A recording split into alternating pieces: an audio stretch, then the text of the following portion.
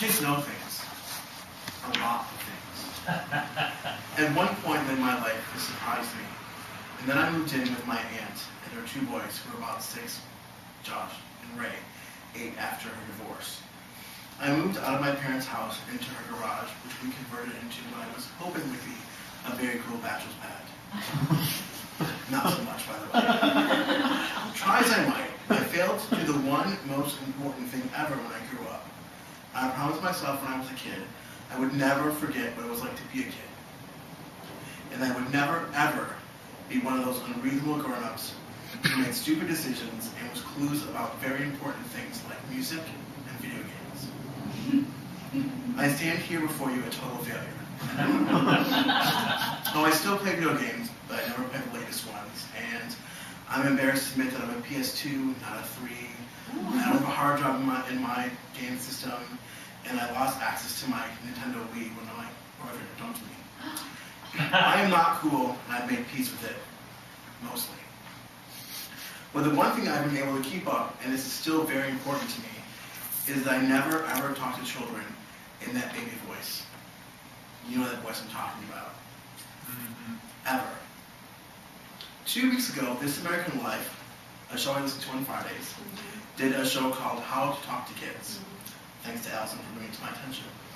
Here's what kids had to say about the way grown-ups talk to them. The people on my dad's side don't know how to talk to kids. They say, "Oh, how cute," in a childish voice, like I was just born yesterday. Sometimes when grown-ups talk to kids, it's like they change their voices, and it's like they're talking to 2-year-olds. And kids don't like to be talked down to. The "how is school" question gets asked a million times. If they ask you that, you know they have nothing to say to you. See, they're paying attention, and they're evaluating us. Here is an excerpt from Dan Savage's book, The Commitment. Terry and Dan are a gay couple considering marriage. The book is the story of this journey. Their son DJ is initially not on board with the whole marriage idea because boys don't marry boys.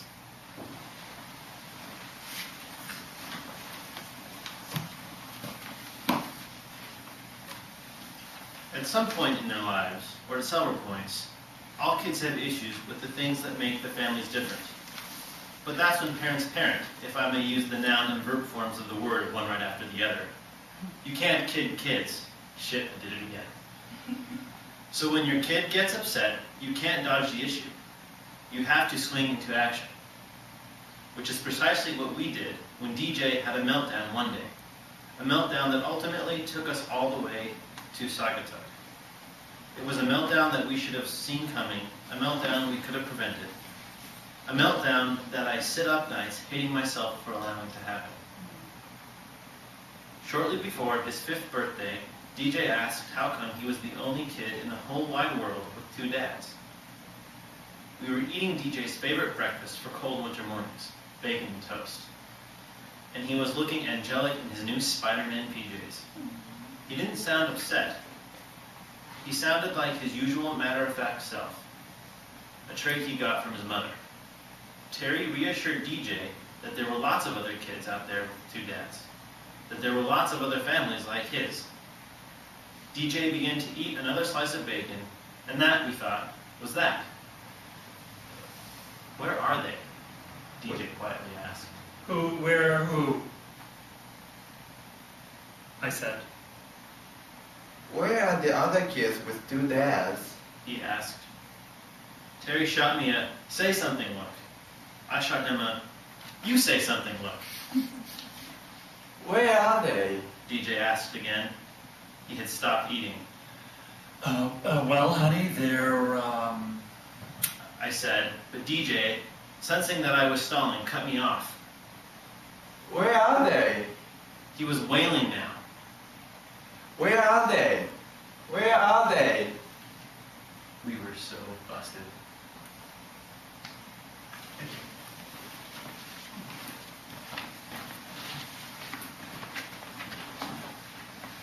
So much of our interaction with kids is based on this idea that somehow we have answers they don't.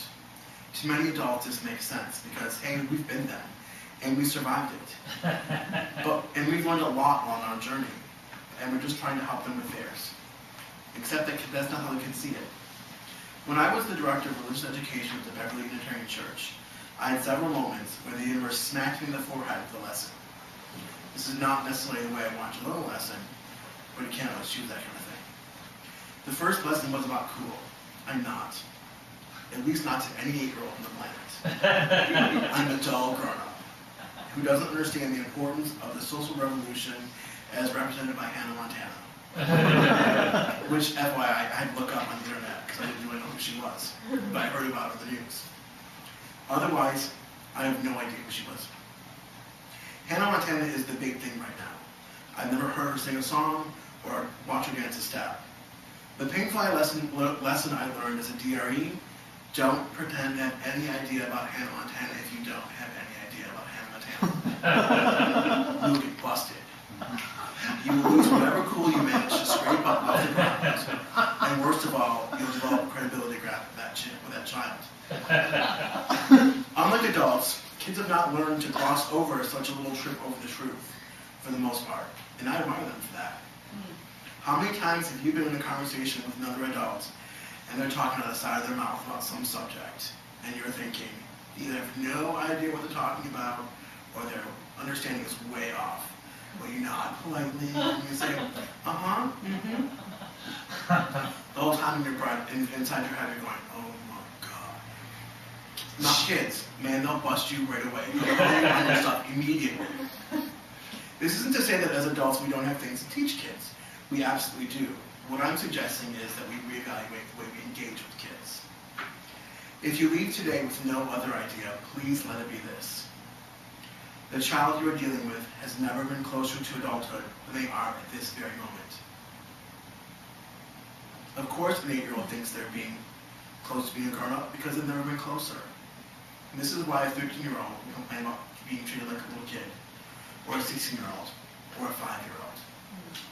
Because we fail to see them as they see themselves, as pretty darn close to being a grown-up. They don't have the benefit of our collective years to give them perspective on what that we have. Have you ever complained that you feel old only to have another adult who's older gently chide you? Baby, you don't know what old is. But damn, I'm tired. I have gray hair in my beard, I've got a balding spot that's growing every day, and I feel old. But I'm not. But to a 10-year-old, I might as well have had Eve as a babysitter. When you talk to children in your life, talk to them with respect. Remember that they are as old now as they've ever been, and they are keenly aware of that. Be that too. In my extended family, I'm the first grandchild. My mom is the oldest daughter, and I have 15 years on my very first cousin. I waited a long time for him to show up, Ray. Several years ago, I heard Ray repeat things I'd said to him when we lived together to some younger cousins of ours who were fighting over a toy. It was frightening. Not because I'd said anything that was belittling or that I was embarrassed to say to him, but because he repeated my words almost verbatim.